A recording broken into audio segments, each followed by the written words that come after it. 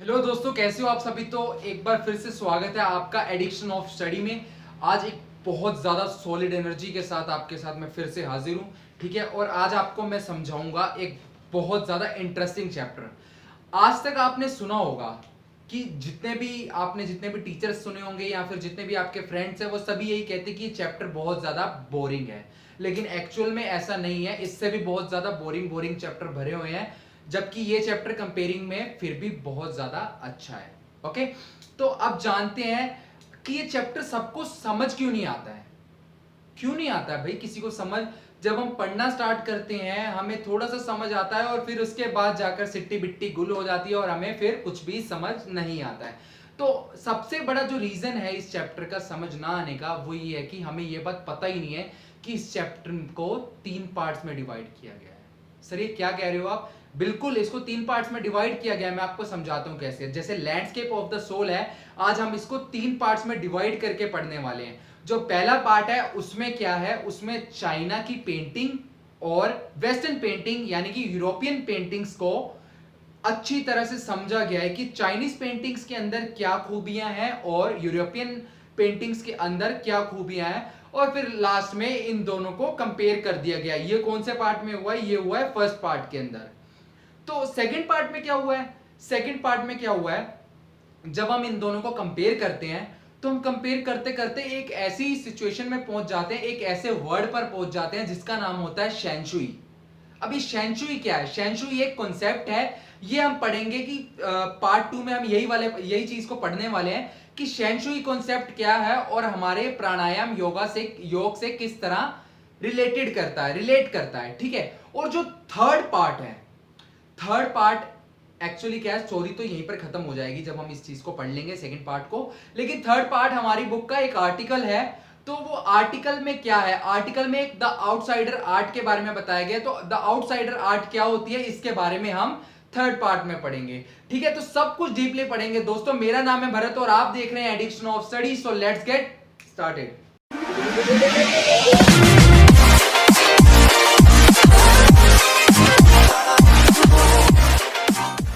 तो दोस्तों अब पढ़ना स्टार्ट करते हैं पार्ट 1 को। ठीक है, पार्ट 1 है जो हमारा, इसमें सबसे पहले हम चाइना की स्टोरी के बारे में पढ़ते हैं। लेकिन इससे पहले कि मैं स्टोरी स्टार्ट करूं, मेरे को आपसे एक प्रॉमिस करना है।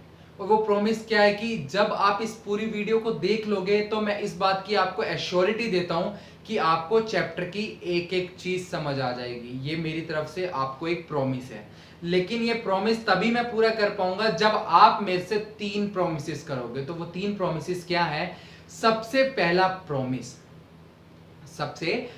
प्रॉमिस आपको मेरे से ये करना है कि आपको पूरी वीडियो देखनी है, समझ आए या ना आए। जब तक आप पूरी वीडियो कंसंट्रेट करके नहीं देखोगे तो आप अपने मन से बात निकाल दो कि आपको ये चैप्टर समझ आ जाएगा।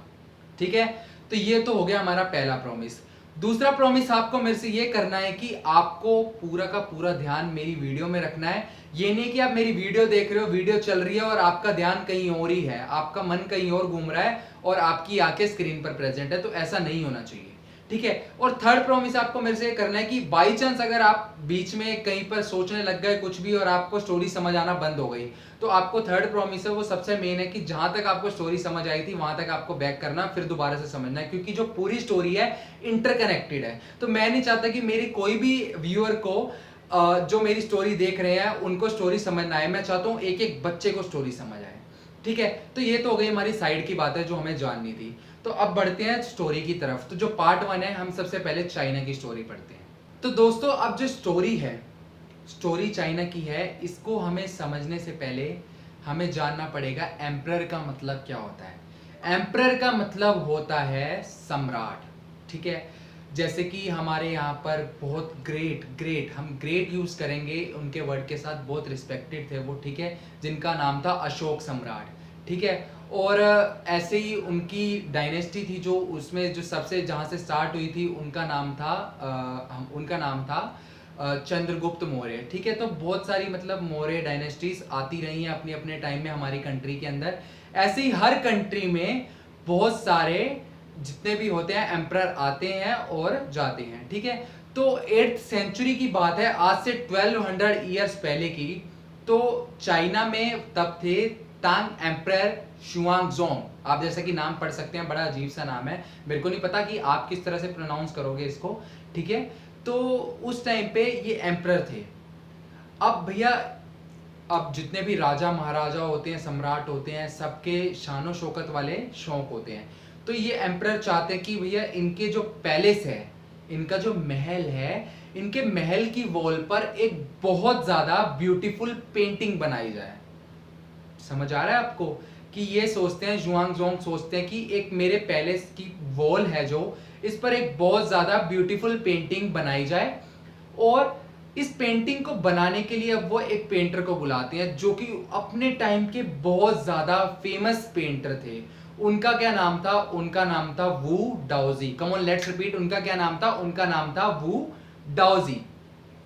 तो वू डाओजी को जब वो पेंटिंग बनाने के लिए बुलाते हैं, सर पेंटिंग तो मैं बना दूंगा लेकिन मेरी एक शर्त है। कौन कहता है ये बात? ये कहते हैं वू डाओजी एम्परर से, कि पेंटिंग मैं बना दूंगा लेकिन मेरी एक शर्त है। और शर्त क्या है मेरी? कि मैं जो पेंटिंग बनाऊंगा, मेरी पेंटिंग को कोई भी देख ना सके। ये शर्त रखते हैं वू डाओजी।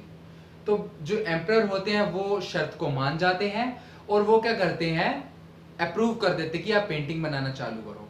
वू डाओजी एक स्क्रीन से कवर कर देते हैं अपनी पेंटिंग को और काफी टाइम तक पेंटिंग बनाते हैं और लास्टली पेंटिंग बनकर तैयार हो जाती है। अब जो हमारे एम्परर हैं वो करने जाते हैं इंस्पेक्ट पेंटिंग को। तो जब वो पेंटिंग को इंस्पेक्ट करने जाते हैं तो सबसे पहले वो क्या देखते हैं, एक लैंडस्केप बना हुआ है वॉल पर। लैंडस्केप का मतलब क्या है? देखो वैसे तो इसका मतलब होता है प्राकृतिक दृश्य, लेकिन हम अपनी वैसे तो ये मैं जो आपको वर्ड बताऊंगा, मीनिंग बताऊंगा, ये एक्चुअल में तो गलत ही है वैसे इसको कहना, लेकिन आप समझ सकते हो एक सीनरी हमारे समझने के पॉइंट ऑफ व्यू से, ठीक है। तो आप ये समझ लीजिए कि एक वॉल पर एक बहुत प्यारी सीनरी बनी थी, एक लैंडस्केप बना था। और उस लैंडस्केप के अंदर क्या क्या था? तो उसके अंदर क्या इंक्लूडेड था? बहुत सारे डीप फॉरेस्ट थे, ठीक है, काफी घने घने जंगल बने हुए थे। और साथ में क्या था? Highly mountains, high peak mountains थे उसके अंदर, ठीक है। और बहुत ब्यूटीफुल सा उसके अंदर एक वाटरफॉल बना हुआ था, एक झरना बना हुआ था, ठीक है। और उसके साथ साथ बहुत सारी चीजें थी जैसे कि आपको स्क्रीन पर दिख रही हैं। जो पाथ था, पाथ के ऊपर लोग चल रहे थे, ठीक है। और जैसे कि क्लाउड फ्लोट कर रहे थे, ठीक है। और बर्ड से बहुत सारे, और पाथ के ऊपर लोग चल रहे थे। तो ऐसी बहुत सारी चीजें थी जो मतलब उस पेंटिंग को बहुत ज्यादा ब्यूटीफुल बना रही थी, ठीक है। इतना समझ आ गया आपको कि पेंटिंग क्या था, कि मतलब वो पेंटिंग कैसे बनी, किसके द्वारा बनी, कैसे मतलब वो सब चीज की स्टार्टिंग हुई और क्या क्या था पेंटिंग के अंदर। तो अब बढ़ते हैं स्टोरी में आगे। तो वू डाओजी एकदम से बोलते हैं कि सर ये पेंटिंग की खूबसूरती और ज्यादा बढ़ जाएगी जब मैं आपको इसकी एक खूबी बताऊंगा।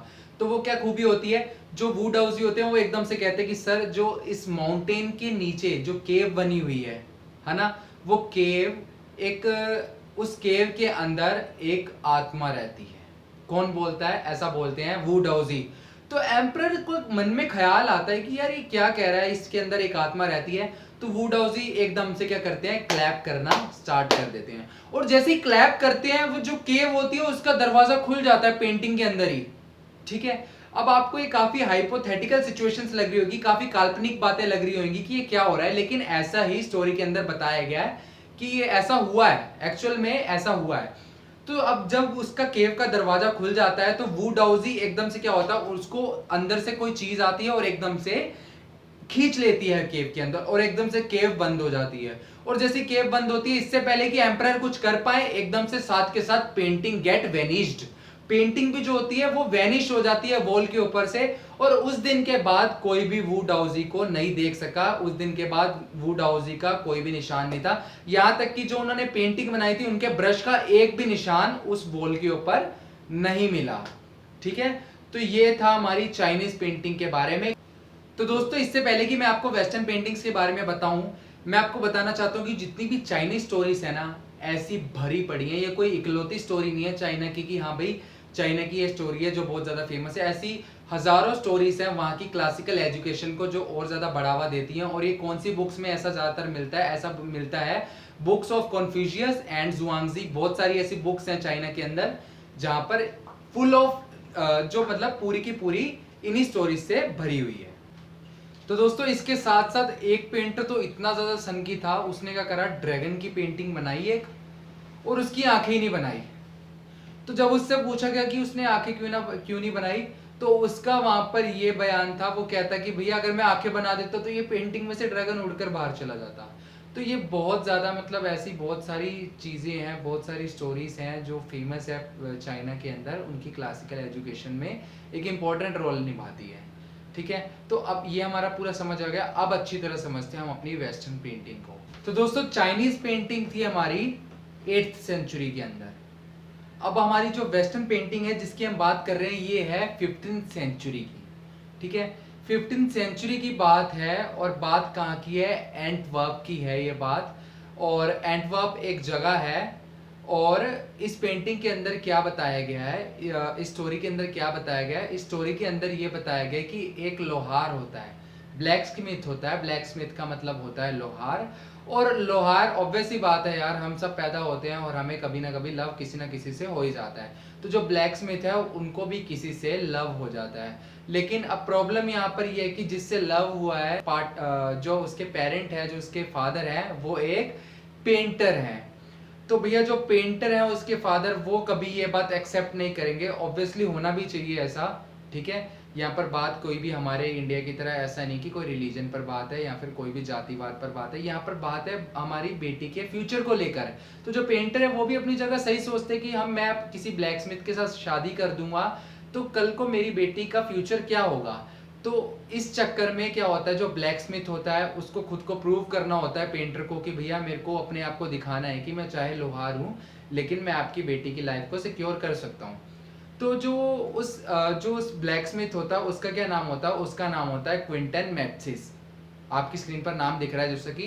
तो जो क्विंटन मैथ्सिस होते हैं वो क्या करते हैं, और जो हमारे लड़की के जिस लड़की को वो प्यार करते हैं उसके फादर का जो पेंटिंग स्टूडियो होता है उसके अंदर घुस जाते हैं।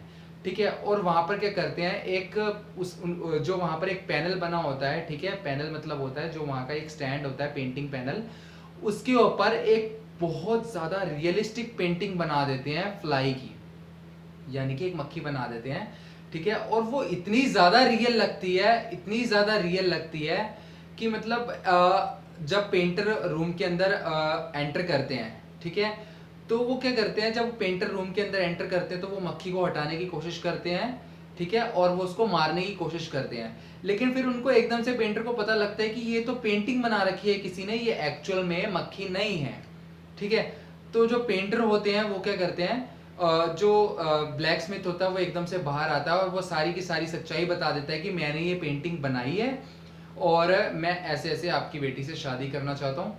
और इस मामले में क्या होता है, जो पेंटर होते हैं उनको भी लगता है नहीं भैया बंदा स्किलफुल है, तो उसके फादर भी लड़की के एग्री कर जाते हैं और इन दोनों की शादी हो जाती है। और उस टाइम पीरियड में सबसे ज्यादा जाने माने क्विंटन मैथ्सिस उस टाइम पीरियड में बहुत ज्यादा फेमस पेंटर बन जाते हैं। ठीक है, तो आप दोनों स्टोरीज को कंपेयर करोगे ना तो आपको बात पता लगेगी, जो यूरोपियन पेंटिंग्स होती है, जो वेस्टर्न पेंटिंग्स होती है, वो बिलीव करते हैं रियलिस्टिक पेंटिंग्स में, मतलब रियल पेंटिंग में बिलीव करते हैं कि जो सामने चीज जैसी दिख रही है एक्चुअल में वो ऐसा लगता है जैसे एक्चुअल में ही रखी हुई है वहां पर।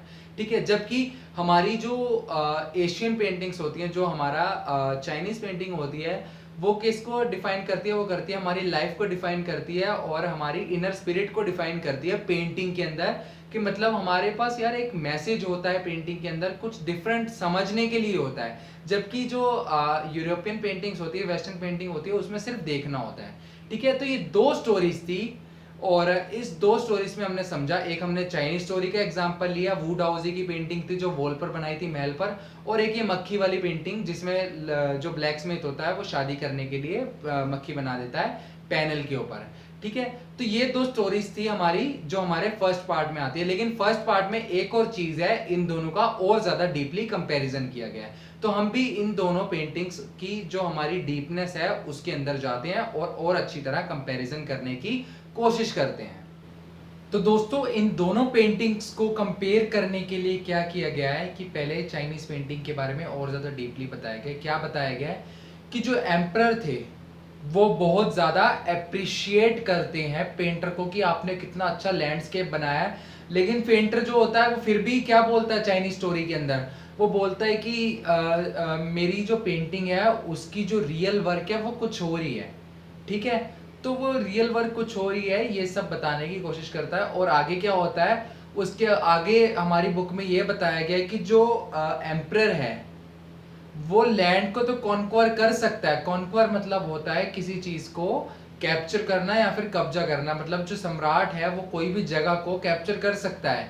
लेकिन पेंटिंग के अंदर कैसे जाना है ये सम्राट के बस की बात भी नहीं है, ये सिर्फ पेंटर ही जानता है, ठीक है। तो अब आगे जानते हैं क्या होता है। तो आगे स्टोरी में बताते हैं कि अंदर जाने का रास्ता मैं आपको बताता हूँ, द डाओ। अब ये क्या है भैया, ये वर्ड्स ऐसे ऐसे क्यों यूज कर रहे हैं, क्यों हमें मतलब इतना कंफ्यूज करने की कोशिश कर रहे हैं। तो कोई बात नहीं, इसको बिल्कुल सिंपली समझते हैं। जो डाओ है, डाओ का मतलब होता है, दो मीनिंग होते हैं इसके, या तो पाथ मतलब कि रास्ता, या फिर मेथड। मतलब पेंटिंग के अंदर जाने के लिए हमें या तो पाथ होना चाहिए हमारे पास, या तो रास्ता बना होना चाहिए जिससे हम पेंटिंग के अंदर जा सकें, और या फिर हमारे पास कोई ऐसा मेथड होना चाहिए, मतलब या तो हमारे पास कोई मंत्र होने चाहिए भैया, ठीक है, या फिर फिजिक्स होनी चाहिए हमारे पास ऐसी कि हम पेंटिंग के अंदर एंटर कर सके। तो यही है दा डाओ का मतलब कि पेंटिंग के अंदर जाने का जो रास्ता है वो एक यही रास्ता है, ठीक है। और जो ये रास्ता है, जो ये मेथड है, ये बिल्कुल मिस्टीरियस है इस यूनिवर्स से। तो भैया फिर से यहाँ पर एक अजीब सा वर्ड यूज करा गया और समझ नहीं आ रहा है कि कैसे कनेक्टेड है। मिस्टीरियस मतलब होता है रहस्यमय है इस यूनिवर्स में, मतलब कि अंदर जाने का जो भी रास्ता है ये किसी को भी नहीं पता है, ठीक है। तो इसको अलग तरीके से वो कह देते हैं कि ये बहुत ज़्यादा मिस्टीरियस है। इनडायरेक्टली सिंपल मतलब इसका ये है कि किसी को भी नहीं पता इस यूनिवर्स में अंदर जाने का रास्ता क्या है, ठीक है। और इसके बाद अब ये तो चाइनीज पेंटिंग के बारे में बात हो गई, इसके बाद जो हमारी वेस्टर्न पेंटिंग है उसको भी और ज़्यादा डीपली बताते हैं कि भैया हमारी जो वेस्टर्न पेंटिंग होती है इसको देखने के लिए आइस चाहिए होती है और ये एकदम रियलिस्टिक होती है। इसके अंदर एक एक पार्ट डिफाइंड होता है स्टार्टिंग से लेके एंड तक, ठीक है। चाहे आप इसको हॉरिजॉन्टली देख लो, कैसे भी देख लो, इसके लिए आपको कोई भी मतलब ये नहीं कि आपको दिमाग लगाना पड़ेगा, आप कोई भी जगह से स्टार्टिंग कर सकते हो इसको समझने के लिए और आपको ये पूरी अच्छी तरह समझ आ जाएगा, ठीक है। एज कम्पेयर टू जबकि चाइनीज पेंटिंग होती है, मतलब इनडायरेक्टली इसमें यही बताया गया है कि जो हमारी वेस्टर्न पेंटिंग्स होती है उसको देखने के लिए हमारी आइस चाहिए, ठीक है। और जो हमारी चाइनीज पेंटिंग होती है उसको देखने के लिए हमारी आइस के साथ साथ हमारा ब्रेन भी चाहिए, दिमाग लगाना पड़ता है कि पेंटिंग के अंदर है क्या। बहुत ज्यादा क्लियरिटी से नहीं बनाई होती चाइनीज पेंटिंग, बस धुंधली धुंधली सी होती है, थोड़ी सी पेड़ भी धुंधले धुंधले से बना दिए, ठीक है। और मतलब उसके अंदर कुछ मैसेज छुपा होता है। तो यही इसके अंदर पूरी की पूरी लास्ट थोड़ी इस पार्ट के अंदर खिचड़ी पकी हुई है, आप अच्छे से समझ लेना, उसके अंदर रीड कर लेना, कुछ ज़्यादा जानने को नहीं है, ठीक है। तो दोस्तों ये था हमारा फर्स्ट पार्ट जो कि हमने बहुत अच्छी तरह से समझ लिया। अगर आपको समझ अभी भी नहीं आया तो मेरे प्रॉमिस को याद कर लो, ठीक है, थर्ड वाले, और दोबारा से थोड़ा सा बैक कर लो जहाँ से समझ आना बंद हुआ, ठीक है। और अगर समझ आ गया है तो दोस्तों अब बढ़ते हैं आगे। तो दोस्तों हमने अब फर्स्ट पार्ट अपना अच्छी तरह कंप्लीट कर लिया है, अब बात करते हैं सेकंड पार्ट के बारे में। तो सेकंड पार्ट को हम इंडेक्स में देखते हैं क्या है, वो है शेंशुई कॉन्सेप्ट के बारे में। तो ये शेंशुई कॉन्सेप्ट क्या है और इसको किस तरह से इंटरलिंक करा गया है हमारे योग प्राणायाम से, अच्छी तरह समझते हैं। सबसे पहले तो हमें शेंशुई कॉन्सेप्ट को समझने से पहले हमें समझना पड़ेगा शेंशुई का मतलब क्या है ना। कॉन्सेप्ट को तो हम तभी समझेंगे जब हम शेंशुई का मतलब समझेंगे।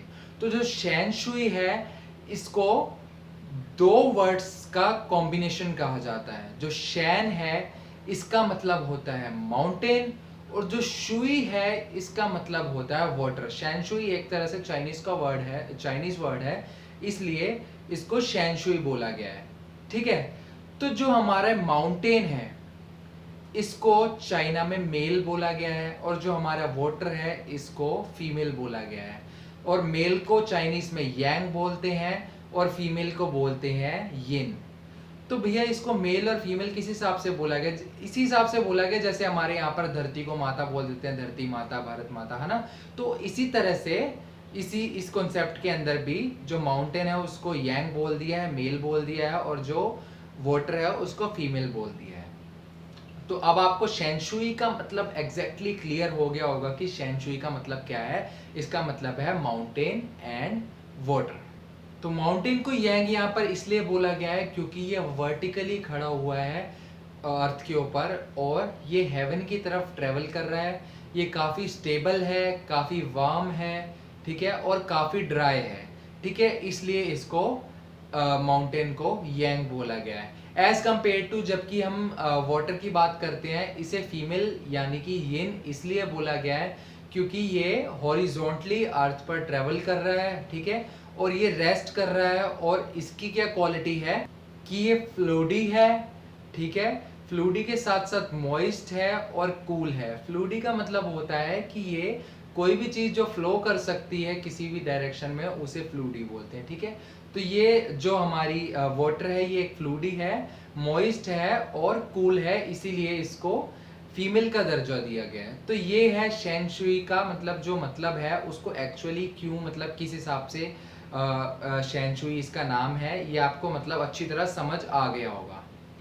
अब भैया एक क्वेश्चन हमारे मन में ये अराइज होता है कि ये योग प्राणायाम से किस तरह से रिलेटेड है। देखो, शेन शुई कॉन्सेप्ट योग प्राणायाम से इस तरह से रिलेटेड है। पहले हमें शेन शुई कॉन्सेप्ट को अच्छी तरह समझना है। तो क्या है, माउंटेन है, माउंटेन एक एलिमेंट हो गया, और जो वाटर है वाटर भी एक एलिमेंट हो गया। तो हमारे पास टोटल 2 एलिमेंट हो गए जो लैंडस्केप बना रहे हैं, यानी कि जो सीनरी में 2 एलिमेंट दिख रहे हैं जो लैंडस्केप बना रहे हैं, ठीक है। तो जो माउंटेन है और जो वाटर है, इन दोनों का जो जॉइनिंग पॉइंट है अर्थ पर, ठीक है, इन दोनों का कोई तो जॉइनिंग पॉइंट होगा, तो वो जॉइनिंग पॉइंट है उस वाइड स्पेस को थर्ड एलिमेंट बोला गया है, जिसको वाइड भी कहते हैं। नहीं समझ आया? तो इसीलिए इसके बारे में योग प्राणायाम का एग्जाम्पल देने की कोशिश करा गया। अब जानते हैं कैसे। हम जब मेडिटेशन करते हैं, जब हम योग प्राणायाम क्या करते हैं, तो हम क्या करते हैं, हम धीरे धीरे करके ब्रीथ को अंदर लेते हैं, और एक टाइम ऐसा आ जाता है जब हम ब्रीथ को और ज्यादा अंदर नहीं ले सकते, ठीक है। तो वहां पर थोड़ी देर के लिए क्या होता है, हमारी सांस रुक जाती है, थम जाती है, हम नेचर के साथ कनेक्ट होने लग जाते हैं, हम कुदरत के साथ, हम भगवान के साथ, यूनिवर्स के साथ कनेक्ट होने लग जाते हैं। और फिर एकदम से क्या होता है, हम दोबारा से सांस को रिलीज करना चालू कर देते हैं, ठीक है। समझ आ रहा है ना आपको? तो वो जो जहां पर सांस रुकी है हमारी, उस पॉइंट को वॉइड बोलते हैं। तो जो शेन शुई कॉन्सेप्ट है, मतलब पेंटिंग में जो बताया गया था कि वो अंदर कैसे जाएंगे, वो डाओ जो रास्ता है, वो यही एक रास्ता है पेंटिंग के अंदर जाने का, कि मतलब वो वॉइड है जो उसी के थ्रू हम पेंटिंग के अंदर जा सकते हैं। तो अब आपको शेन शुई कॉन्सेप्ट अच्छी तरह से समझ आ गया होगा, और आपको ये भी समझ आ गया होगा कि ये योग प्राणायाम से किस तरह से रिलेटेड है, किस तरह से दोनों चीजें लगभग सेम है, ठीक है। तो अब जानते हैं स्टोरी में आगे क्या बता रहे हैं। तो दोस्तों, हमें ये बात तो समझ आ गई है कि वॉइड ही एक ऐसा रास्ता है जिससे हम मिस्ट्रियस यूनिवर्स के अंदर एंटर कर सकते हैं, कि उस रहस्यमय यूनिवर्स के अंदर एंटर कर सकते हैं। उस पेंटिंग के अंदर एंटर करने का एक वॉइड ही एक ऐसा रास्ता है, ठीक है। हमें ये बात तो समझ आ गई है, लेकिन तो आगे हमें ऑथर ये बता रहे हैं कि उस वॉइड के अंदर इंसान का प्रेजेंट होना बहुत ज़्यादा ज़रूरी है। ऐसा क्यों है, हम तभी तो उस मिस्टीरियस यूनिवर्स को जान पाएंगे जो आज हम जान नहीं पा रहे, ठीक है। तो उस इंसान का प्रेजेंस होना, उसकी इंसान की प्रेजेंस होना बहुत ज़्यादा ज़रूरी है। फिर चाहे माउंटेन्स की हाइट्स उसकी वॉइड को दबा लें, उसको इंसान को दबा दें, लेकिन फिर भी इंसान का वहाँ पर प्रेजेंट होना बहुत ज़रूरी है। सिर्फ इतनी सी बात है जिसको थोड़ा बहुत यहाँ पर घुमा फिरा के बताया गया है, लेकिन बात यही है। He is in Frances Chang's wonderful expression. इसका क्या मतलब है, फ्रैंकोस चैंग्स यहाँ पर किसी का नाम है, और जो फ्रैंकोस चैंग है वो एक चाइनीज अकेडमिशियन है, ठीक है, मतलब चाइनीज बोर्न फ्रेंच अकेडमिशियन है। अकेडमिशियन का मतलब होता है जो आर्ट, साइंस एंड लिटरेचर में जो इंपॉर्टेंट लोग होते हैं उन्हें बोलते हैं अकेडमिशियन। तो जितना रोल यहाँ पर अकेडमिशियन का इम्पोर्टेंट है, चाहे इतना ही इम्पोर्टेंट रोल हो, लेकिन हमें इंसान को उस वॉइड के अंदर प्रेजेंट होना चाहिए। तो जो यहाँ पर नाम बता रहे हैं, ये नाम उस बंदे का मतलब एक तरह से कंफ्यूजिंग करने वाली बात है। जब तक हमें कोई समझाएगा नहीं इस बात को, तब तक हमें समझ ही नहीं आएगा कि ये नाम का मतलब क्या है और यहाँ पर किस तरह से रिलेट कर रहा है, ठीक है। तो आप लोगों, आप जितने भी बच्चे हो, आप इंग्लिश अच्छी तरह से पढ़ते हो, आपको टेंशन लेने की कोई ज़रूरत नहीं है। अगर आप मेरी वीडियो देख रहे हो तो इसलिए देख रहे हो क्योंकि इसमें काफ़ी सारी कंफ्यूजिंग चीज़ें होती हैं जो आपको समझ नहीं आती।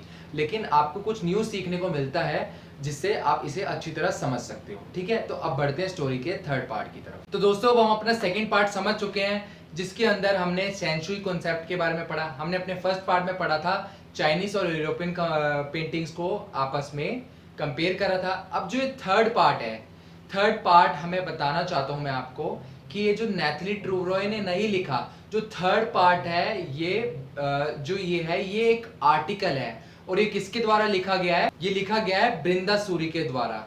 ठीक है, आप अपनी बुक में लास्ट में स्लाइड करके देख सकते हो। ये एक आर्टिकल है 2005 में हिंदुस्तान टाइम्स में छपा था अगस्त के अंदर, ये वाला आर्टिकल।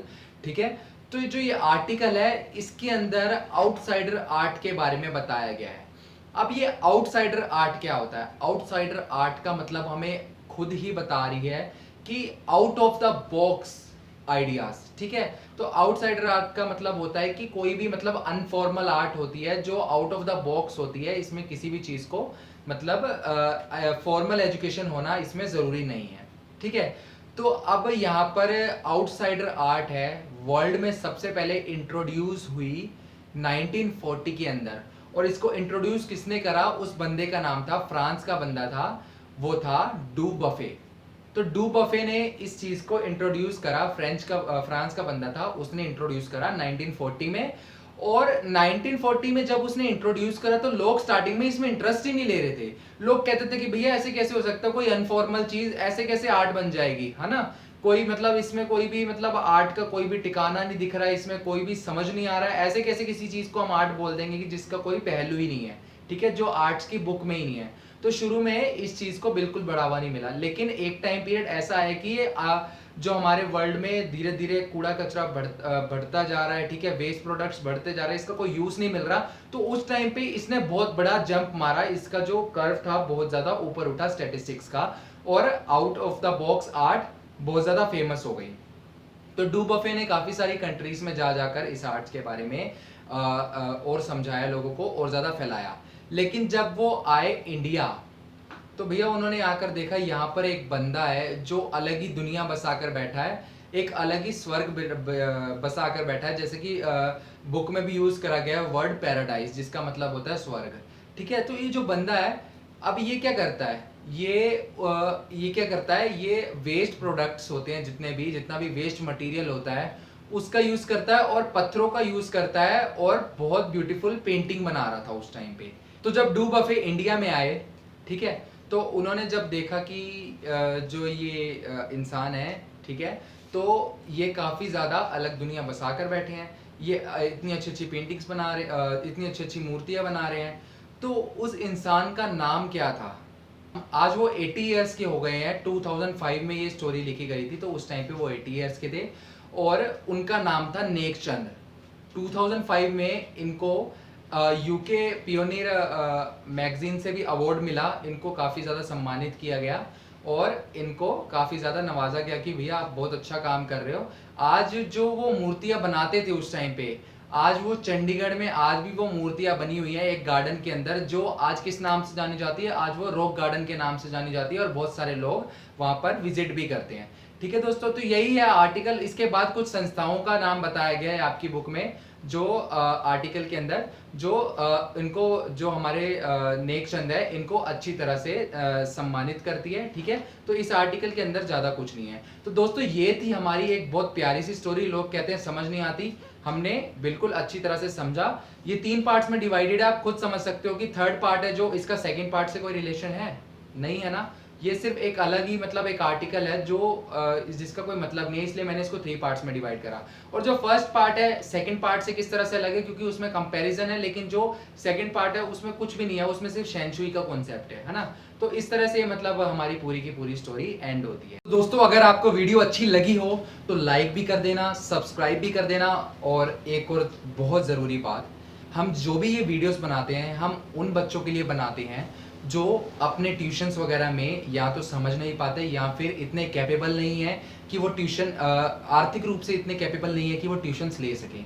ऑब्वियसली यार देखो, हम ऐसा नहीं कह सकते, हर किसी के ऊपर कोई भी टाइम आ सकता है, तो ठीक है, उनके लिए हम ये वीडियोस बनाते हैं। लेकिन अब कुछ स्टूडेंट्स ऐसे भी हैं जो कि इंटरनेट को भी अफोर्ड नहीं करते, ठीक है, या फिर मोबाइल को भी अफोर्ड नहीं करते, तो हम उनके लिए, हमारी एडिक्शन ऑफ स्टडी की टीम क्या करती है, उनके लिए जाती है और जाकर उनको स्टडी मटेरियल भी प्रोवाइड करती है, साथ साथ उनको हमारे बेस्ट क्वालिटी के टीचर्स हैं जो उनको एजुकेशन भी देते हैं, ठीक है।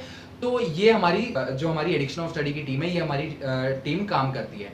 तो अगर आपके आसपास भी कोई ऐसा पर्सन है, आपके आसपास भी कोई ऐसा पर्सन है जो एजुकेशन मतलब आर्थिक रूप से असमर्थ है और एजुकेशन नहीं प्रेफर कर पा रहा, एफर्ट नहीं कर पा रहा, तो हम उनके लिए आपको खुलेआम न्योता देते हैं कि आप हमें कांटेक्ट करें। नीचे नंबर आ रहा है, ठीक है, इसी नंबर पर कांटेक्ट करें।